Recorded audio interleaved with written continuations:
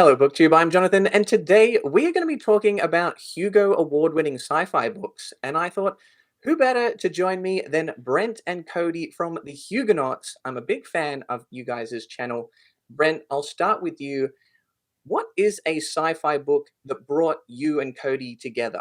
What have you bonded over in sci-fi? So many, but I'm gonna go with Fire Upon the Deep. That was when we started doing Huguenots. It was one of the first books that neither of us had read before that we discovered in the quest to read all the Hugo novels and both Nice. loved so much. Um, it's a huge space opera, like literally all across the galaxy. Yeah, Um, epic. yeah, and the aliens in it are so good. There's this race of aliens called the Tines, which are pack animals that communicate. Let's call it, it's not really telepathically, but it's sort of telepathically. There's good science. It's You should read it unique. for that too. But it's, Yeah, man, they're the best aliens. They're the best aliens ever. They're so good. And the awesome. trees, the Scrode Riders. Yes, I like the trees too. All right, Cody, I'm gonna make you the bad guy here. What's a book that you and Brent have fought over? Uh, what I mean, this happens a lot because we both pitch each other books to select for the podcast, and to be on the podcast, we want to be um doing like the best sci-fi novels of all time with the Yeah. Huguenots. So we have to agree, and it has to be good. And so there's a lot of them. I'm just trying to think of whatever the most recent one is that I was a I. hater recently with Oh, Wool. oh, you didn't like Wool, the first book in the Silo series. I read the Silo Okay. trilogy. I loved it because I'd I watched the have it. show. I have it here. I'm waiting. I'm planning to read it soon. So there you go. I thought it was great. Brent thought it was kind of mid. So, All there right. you have it. But Well, have you I think you played, should read it. yeah, have you played the Fallout games? I have not. Oh, I bet you're going to love it then. Yep. Okay. That Okay. seems to be the line. Lucky Apparently, me. yeah. All right. Awesome. Well, it's good to get a bit of backstory, some character lore. Readers love character lore from you guys, the Hugonauts. And what we're going to be talking about today is some Hugo Award winners. This is not a definitive ranking. We have just picked three of our favorites. Each of us have picked three books that we really love. We want to recommend, share. What kind of readers might enjoy them? And Brent, I'll let you kick it off. What is your first Hugo Award winning sci fi book you'd like to recommend? Okay. I got to go with The Forever War by Joe Haldeman. Um, Nice. so Joe Haldeman got drafted into the U.S. Army and sent to Vietnam and had to do that. And then he came back and he wrote, in my opinion, one of the greatest sci-fi novels ever written. It's about a war against an alien species. It's not over the top with being like about the Vietnam War, but you get to the end, you're like, Hmm. oh my god, that was about the Vietnam War, and it's just so engrossing. It's at the same time incredible military sci-fi, but also like I think one of the greatest pacifist novels ever written. Anyway, I can't really say enough great things about it. Also, Joe's amazing. We get to interview him on the show, and he's such a great dude. Oh, Um, very cool. but yeah, so okay, so I'm going with Forever War. The Forever War. Nice. Cody, were you a fan of the Forever War as well? Oh yeah, loved it. I also thought it's fantastic. Deals with time dilation in a really Hmm. fun way, and also has a great I think kind of the message of anti-war or the fruitlessness of war and conflict can be overly saccharine a lot of the time. Mm. It can be a really it's an easy point to make, so a lot of people will make it in a less nuanced way, and I think the Forever War came across as really genuine and also has like a nice love story in it tucked on in based on his wife Gay Haldeman, who was also on the show, is equally as amazing. Oh, awesome. Yeah, I'm in agreement with you guys on this one. I am a fan of the Forever War. I thought that it did the themes. It explored the themes to do with what it's like being a soldier in war, with more of the sci-fi elements like the technology, the battles, the aliens, the time dilation, all of those things. I think he combined in a really successful way to tell a powerful story, both on a sort of a macro level in terms of like humans, society, large scale conflict, as well as the personal side as well. I connected with the characters, so I would agree. I think Totally. that's a strong recommendation for anyone that's. I think that's probably is. It's got to be one of the gold standards for military sci-fi. I would say. Yeah, Yeah, no and doubt. also like entry level. I mean, alongside Starship Troopers, right? Starship Troopers Forever War. Yeah. Yeah, I'd say it's not too hard a book to pick up if you haven't read a ton of sci-fi before. Hmm. That sounds interesting. I'd give the Forever War a go. Yeah. Awesome. All right, Cody, what is your first pick? I guess I'll kind of go chronologically. My first pick is going to be a book that's not quite as easy for the first time sci-fi, but is one of the best, which is The Left Hand of Darkness by Ursula K. Le Guin. Ursula K. Nice. Le Guin, daughter of anthropologists, it comes across in her writing. She's obviously one of the most famous sci-fi writers of all time, and was the kind of the first woman to break the glass ceiling in a really male-dominated field. And she just writes fantastic, compelling books about character and society. And I think Left Hand of Darkness is my favorite of hers because it also has a really tight, close emotional story at the core. So it brings you through the discovery of this new world, which I guess I should summarize a little bit. It's a world in the galaxy The planet of Winter. humans. Yes, the planet Winter. In the human galaxy where they can communicate across long distances with each other with a device called the Ansible, but they can't necessarily travel quickly. So it's an emissary Mm, from Hain, from the Galactic Federation of Planets, seeing if this new planet Winter would is a good fit for the Galactic Federation, and it's a beautiful story. awesome. Brent, were you a fan of the Left Hand of Darkness as well? Yeah, love that one too. I mean, this is one of those like if Cody hadn't picked it, I was gonna pick it. I thought you were Um, shaking your head for a second. I was like, "Wait, what?" Yeah. no, it's I have you on tape, my friend. so good. It's so good. It just, yeah, no, I'm with it. I'm with it. With it. With it. I have read this one as well, and for me, it was one that I like the setting. I like sort of ice planets, wintry settings. That's always intriguing to me, and I could tell that it was definitely would have been groundbreaking at the time. I just sort of struggled to get into it a little bit. I like the themes, but the story moved a little bit slowly. The character development, I was there, but not. I didn't quite get all the way with it. Cody, pitch me on maybe what I missed, or maybe why I should give this a reread because I liked it, Well, but for me, it didn't quite reach that all-time status that I know it has for a lot of people. well, I'll come at it from a slightly different angle, which is Yeah. I can see why. That's why I said it's a harder barrier to entry. I think Ursula K. Le Guin, as we're about to talk about with the Dispossessed on our podcast, another one of her novels, it's like it can be really tough because she uses a lot of crazy names. Like they're all invented names. It's hard to keep track of the characters, and Yeah. it is a little bit slow. It's a lot of world building, lore about the world. They're the interstitial chapters with the folk stories about the planet of Winter, and it can be tough to get into. And I think that just I guess it's the same argument I'd make for any good literature. It's like you're the reward you get rewarded for putting in the time, I think. And with something a story as compelling as this, I think it lasts longer, and it hits harder if you really let it sink in, because it's not easy to gloss over, and it lasts with you all the longer for that. Yeah, nice. I definitely need to try more Le Guin. I think I'm going to read The Dispossessed maybe next, and then so I've got a couple more Le Guin books under my belt. I might give The Left Hand of Darkness a reread. All right. Well, for my All right. Yeah. first What's pick, yours? What's yours? yeah, one of my favorite Hugo Award winners is To Your Scattered Bodies Go by Philip Jose Farmer. So in this book, we have humans, billions of humans that are waking up nude on a planet that has this seemingly endless river. And there's this mystery about why are they here? How did they get here? Is this another planet? Uh, are they in heaven or hell? Is there some kind of afterlife?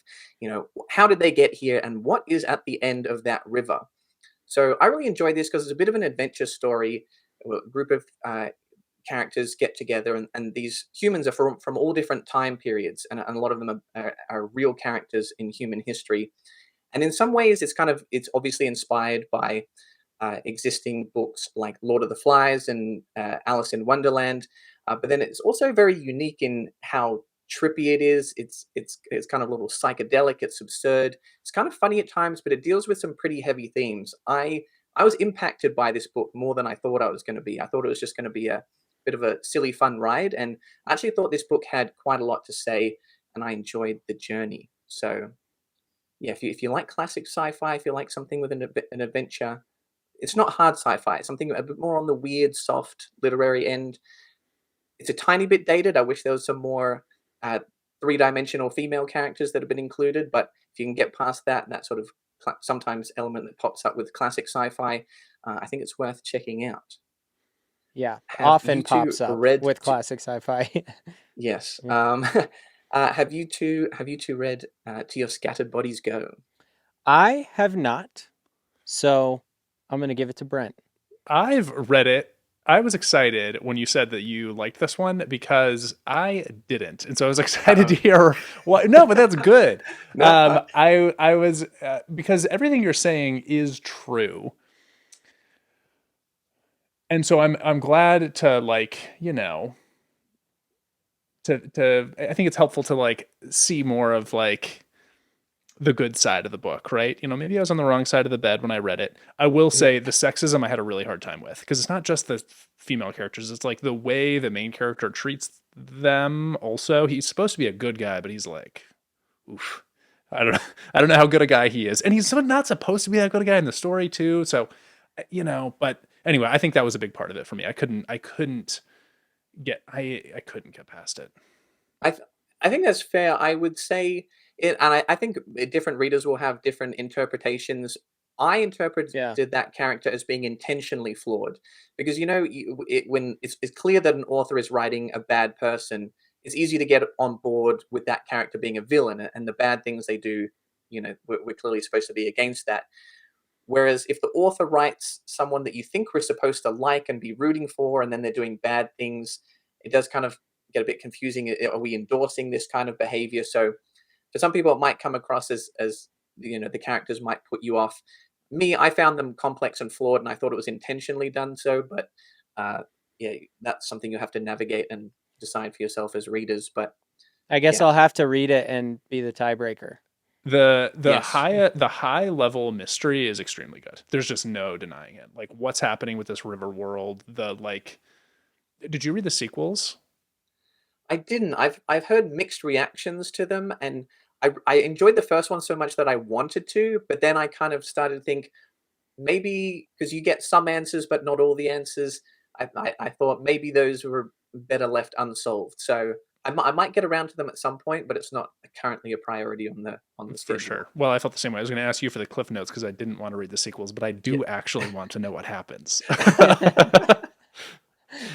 Fair enough. There you go. There's we came to a somewhat of an agreement, a minor endorsement there. You like the mystery. That's maybe you guys will too. That's why I read Wool, because I wanted to see what happened in Silo, the TV show, but I didn't want to wait for the episodes to come out. Yeah. Nice. Awesome. All right. Well, it's back around to you, Brent, for your second Hugo recommendation. For sure. Well, this one I'm going to do, I bet everybody watching has already read this, but if you have not read Ender's Game, turn this off and go read Ender's Game. You have to. And then come it's back. So good. Finish the video, then go. Watch Come back, finish after. But no, seriously, Ender's Game is like, okay. So Ender's Game is sometimes gets put in YA, but this is like not a YA book. If you're an adult, don't feel bad about reading this book. It's amazing. I agree.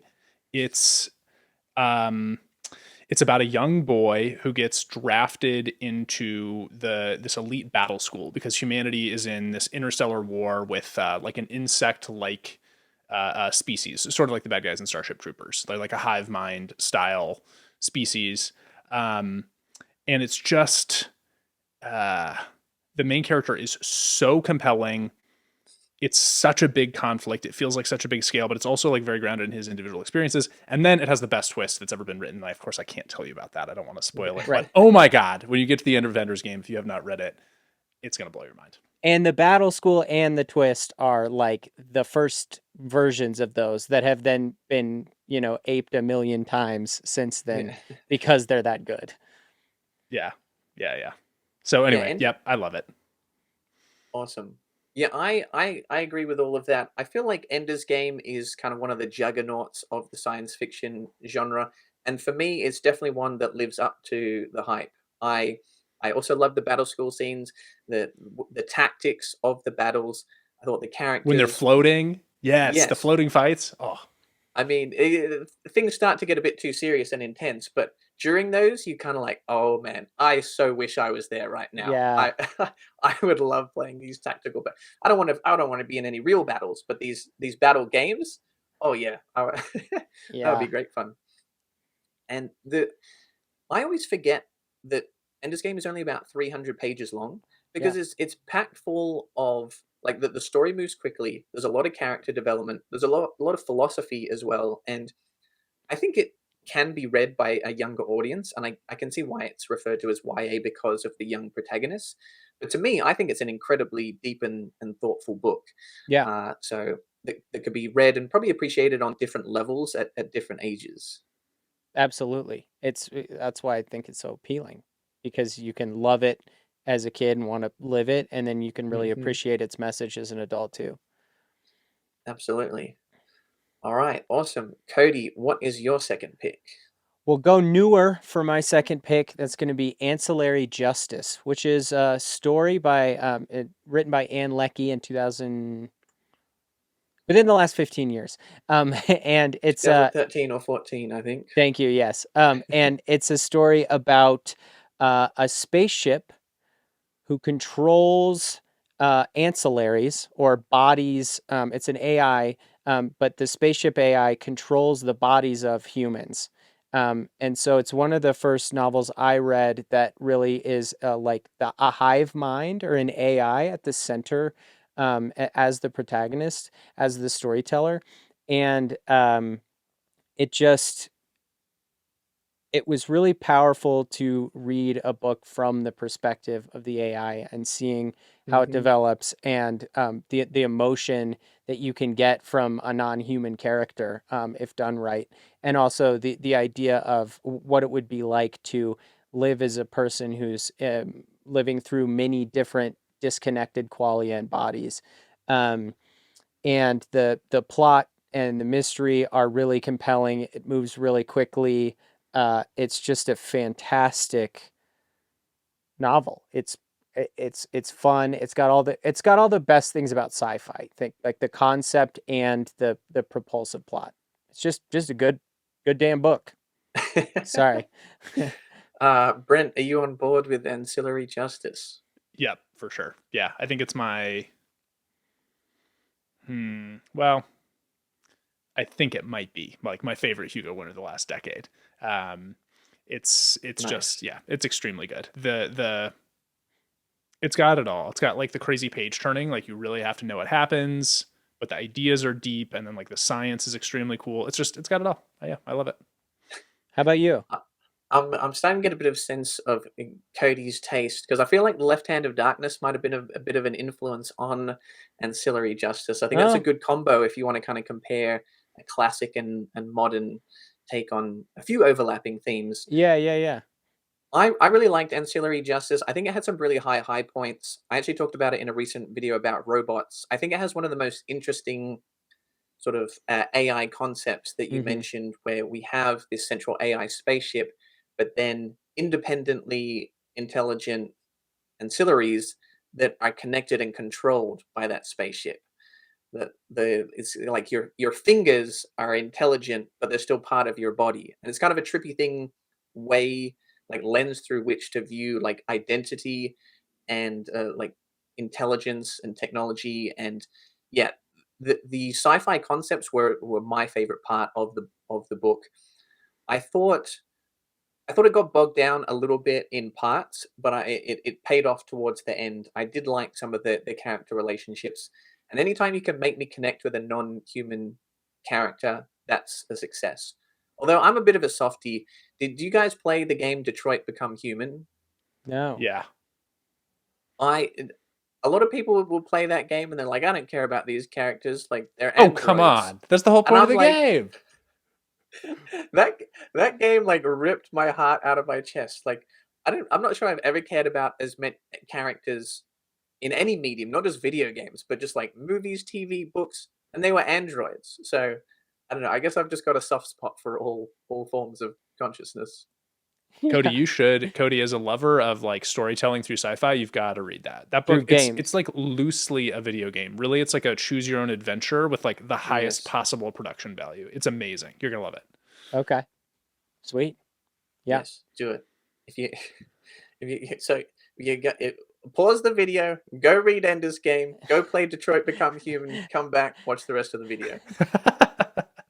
All right, awesome. My Yeah, what's second yours? pick is going to be The Three Body Problem by Cixin Liu. Now, yeah, oh yeah, we got fans in the chat.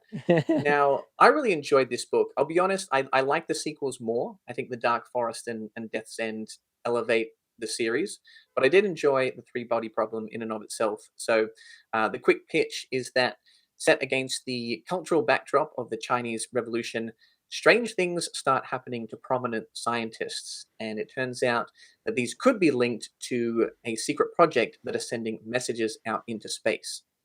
So, this is hard sci-fi, and different readers will have different tolerances for hard sci-fi. I can kind of go towards the harder end of that.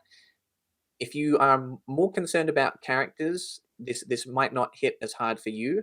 But I think the ideas, the concepts, the story just build and build and build in a way that just absolutely scrambled my brain. There's only been a handful of books where I would finish them and I would just sit there and it felt like my brain matter was just a stew of electrons bouncing around because this book just took it apart and put it back together again. Trying to make sense of this series is almost impossible, but an absolute delight. Yeah. I think I mean I also love Three Body. I think Dark Forest is the best of the three. I agree with you there. I do think Death's End goes for me went a little bit off the rails. Jump the shark. But you got to finish what you started. Three Body was an interesting one for me because, as you said, I mean the characters in the book are flat and weird. At least the modern portion. You know the flashback stuff is pretty well done. There's some emotion there, but when you read it, you don't quite have the same experience you have reading a book with wonderful characters. But my God, like I feel like all of the concepts that Liu Cixin came up with just I continue to think about them more and more and more the farther away I get from the novels. Like it's just, and I think that makes a great novel. And you're right, it's hard sci-fi for sure. Yeah. Gonna have to push back a little bit on the jumping the shark comment. The Dark Okay. Forest is my Okay. favorite, but No, Death's End no. is still awesome. Okay, for sure. Yeah, All right. all right, well we can agree to disagree. I love the first two also. Yeah, Death's End, I can be the villain. We all have to be the villain sometimes. I'll be the villain on this one. I already did it. Yeah. No, I said jump the shark. No, I'm gonna own this one. I'm gonna own this one. But yeah, no. I'm happy I read it. I would not have felt fulfilled if I didn't finish the series. Yeah. Yeah, it's pretty nuts. Okay. Well, we're looping back around. We're making good time. Good. What's your we're on the clock, guys. We go. I've got So- a date with Chipotle. How's our mile? How's our mile time? Yeah, I was torn on what to pick for my third one, but I already sort of talked about how much I love Fire Upon the Deep earlier in the intro, so now I'm going to cheat and I'm going to go with so anyway, Barrayar by Losum Pastor Bujold, Nice. which is an amazing book in its own right, but the other reason that I'm picking this is it's in the Vorkosigan universe. If you haven't read any of the Vorkosigan books, they're just so fun. They're like, it's one of those series that has like 15 books in it. The characters are all great. They're crazy adventure stories. These are not hard sci-fi. So if you're the technology is not the point, although there is some really important technology that's interesting, but it's not the central focus. But they're just such fun adventure stories. And the thing I really love about them the most is everyone in them is extremely competent. Where it's like, oh, if only the people in charge of the world were all very smart. These books are that. Everybody in the Vorkosigan family has got it together, and you know they're going to save the day because they're such badasses. It's just so fun. Well, and competent That's fun. as people who are like traditionally like don't have the same traits that we see in competence stuff, right? It's like empathy is a weapon, cleverness with small stature, and how you can win fights. Yeah, When Miles is literally a dwarf, and actually has a lot in common with Tyrion Lannister from Game of Thrones, and I think George R. R. Martin. There's feels actually like a some poach stuff. job. Yeah, well, he like nodded to the fact. I think he was like kind of trying to message to the reader that he did this, but yeah. Anyway, so he stole that idea. But yeah, the characters are all like Hope you that. guys Like, have good lawyers. yeah. Anyway, so yeah, if you love Tyrion Lannister, definitely check out the Vorkosigan books. Interesting. What number in the series is Barrayar? You know, that's I don't even know the answer. So because and here's why. So they're not written in chronological order. So it definitely was not written first, but I've only read maybe a third of the Vorkosigan books, and of them, it is the first one that I have read. So I think chronologically, it's in the first few. If you want to start somewhere, you definitely can start with it. And I actually would have preferred if I had read it earlier. I read it second, and I should have read it first. They're also episodic though. Like there's Yeah, there's you a can jump in anywhere. preferred there's That's a true. preferred reading order. Like people have what they prefer, but you can read them any in a row. They're all kind of self-contained. Okay, so I think I made a bit of an error when it comes to the Vorkosigan saga, because I was talking with Christopher Rucchio, author of the Sun Eater series, which I'm a big fan of, and I told him that I started with the Vor game because I was told that they're pretty much all standalones or self-contained, or things connect, but you can read them episodically. And I knew that one a Hugo, and the premise sounded interesting to me. And I read it, and I enjoyed aspects of it. I liked Miles as a character, but I felt like the story was a little bit disjointed. It felt like multiple stories that were kind of stitched together, and I didn't super connect with it overall, even though I liked elements of it. And Christopher Rucchio was thoroughly disappointed. He vehemently disagreed with the premise that you can read them in any order. He said, Okay. Jonathan, you've got to read them in order. And it was interesting that I felt that way about the Vor game, because apparently there was a novella that did get stitched together with another story to make that book. So I think I perhaps would have enjoyed it if I had more of an understanding of the world and what I was getting into. So I do want to get back to the Vorkosigan saga, but with book one, I've been told I should Okay. start with book one. I'm Yeah, gonna take my medicine and go back to the Barrayar beginning. is like 2 or 3. Okay. You know, but Barrayar is really good. So like I Yeah. understand why you would say that and why you have to start at the beginning, but also I want people to love this series, so I want them to start with the best one. Anyway, Lois okay. herself says you can read them in any order, so yeah, it's not the hottest of takes. I think you might have some supporters. If you guys have read the series, let us know in the comments. Where should you start with Vorkosigan? Yeah. Also, are you a fan of the series, Cody? Oh yeah, loved it. I've read 3 or 4 of them. I liked them all. I think they're, all the reasons Brent said. No reason to rehash. Yeah, Yeah, awesome. they're great. Sign off. Yep. Sign off on Brent's opinion. Love it. All right, Cody, what is your third and final Hugo recommendation? My third and final, in particular order, I did have to save this one because it's just one of my favorite books, period. I've read it so many times, is Hyperion by Dan Simmons, 1984, I believe. Just, oh, what a wonderful novel. It's a It's a space opera that is formatted like Chaucer's Canterbury Tales. It's 7 pilgrims from throughout the interconnected planets of the human hegemony going to this planet called Hyperion, that has a labyrinth on it and a monster creature giant monster creature named the Shrike that travels through time in ways people can't understand.